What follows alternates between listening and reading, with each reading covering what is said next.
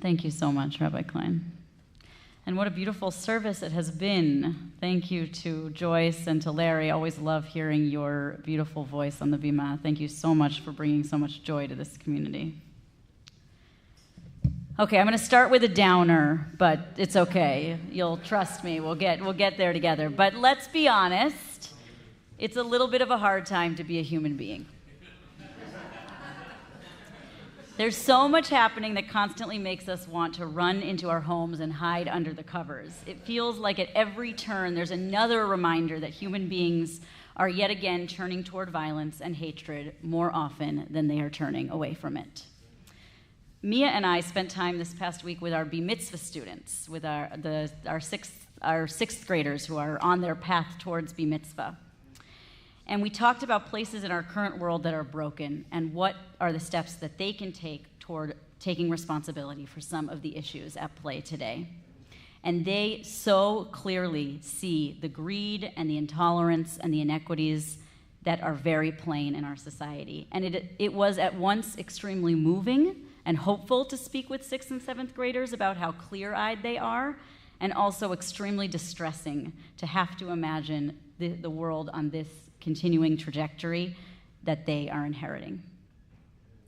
It's extremely easy to feel very tired with all that weight piled against us. This past week in the New York Times style section, they had an article titled, "Living the Slop Life." I don't know if any of you read it, which is all about how everything being presented to us through our phones and increasingly in our real life feels like it's coming from this bizarre, limitless space of AI. Not just the art and the videos that we see across our screens every day, but also the way that everything that's available to us, like for example, around here on 30th Street, everything that's available to us to eat are these fast casual bowls that all kind of come out looking the exact same.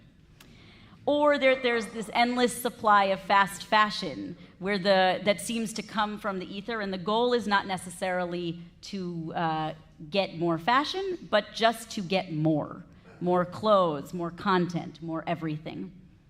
And of course, there's the endless AI social media posts that require us to try and figure out what is human and what is not. And that's not to mention encountering AI at all stages of using the internet, filling in sentences for us, answering our emails, coming up with ideas for us. It can leave us feeling very unsure of who we are or what we even believe or like anymore. In an age of endless slop, it can be hard to both want to be a human right now and also hard to be in touch with our own humanity. So with all this said, welcome to the book of Bamidbar,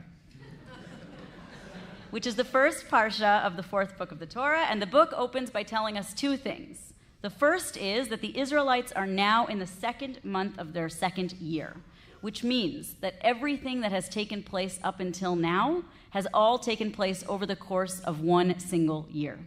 That means the crossing of the sea, Mount Sinai, the sin of the golden calf, the death of Aaron's sons, the entire building of the Mishkan, that all took place in one single year. And all I can think when hearing that is how exhausted the Israelites must be.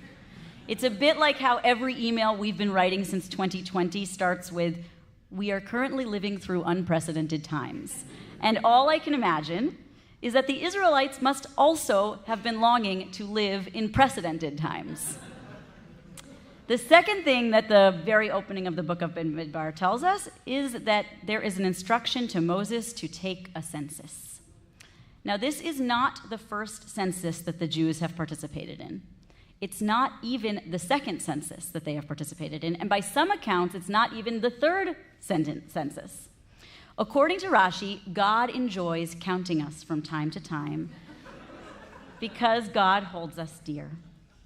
We are counted first after leaving Egypt, then after Chet HaEgel, the sin of the golden calf, and then again when God is ready to dwell in the Mishkan. And it's possible that there's even more times that God is keeping count of us. So what's with all the counting? Obviously, some of it is practical. How many of us were there who left Egypt? It would be good to have a count of that. How about how many were there left after many were killed due to God's wrath after the sin of the golden calf? How many of us were there after that first long, hard year in the desert? It's important to know how many people made it. There's also the other practical reason, that there's a military component of knowing how many people are available to fight.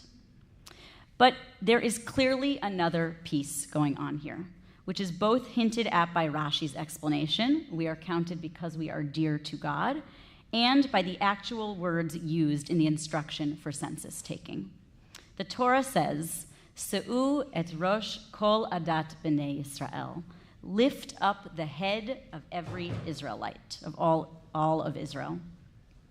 This gets understood to mean take a census, but it's not quite the same as saying count every one of us. It could have said limnot or lispor or even lifkod, take a count of us.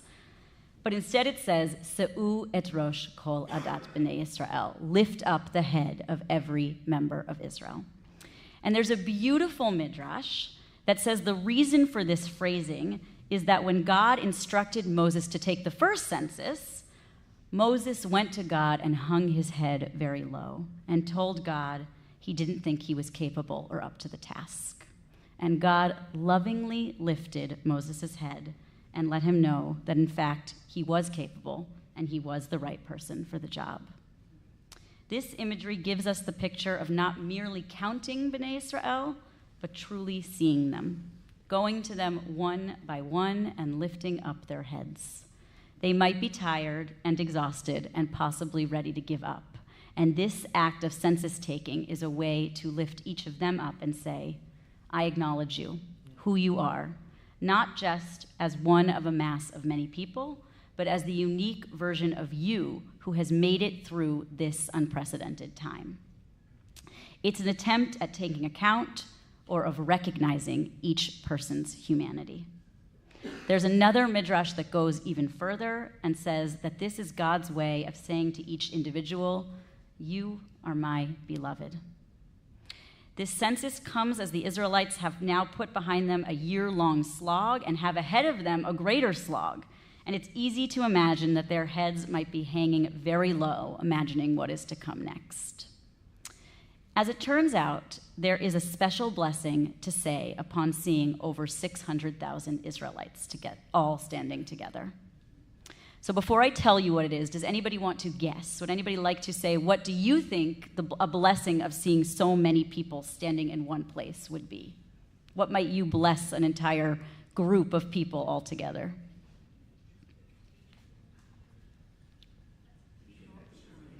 Say it again. Shechianu, that's a good one. Yeah, we're all here together. The Kaddish, great. Hear our prayer, lift our prayers up. Yes? Continue to be fruitful and multiply. Oh, beautiful. That's excellent. Continue to be fruitful and multiply. We need more people. Anybody else? Yivarechecha, the priestly blessing. May God bless and protect you. Beautiful. Yes?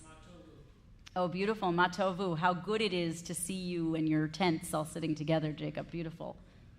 Okay, I'm going to tell you what it is now.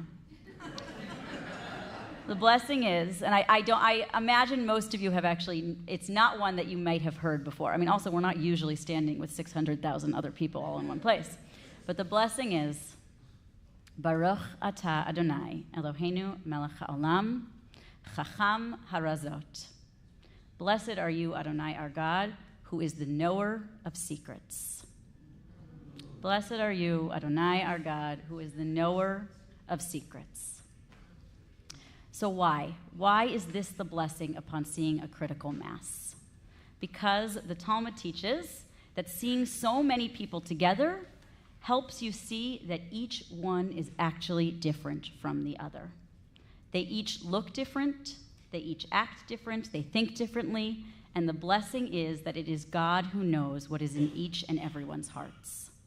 It is God who understands our deepest humanity, that we are not all alike one another.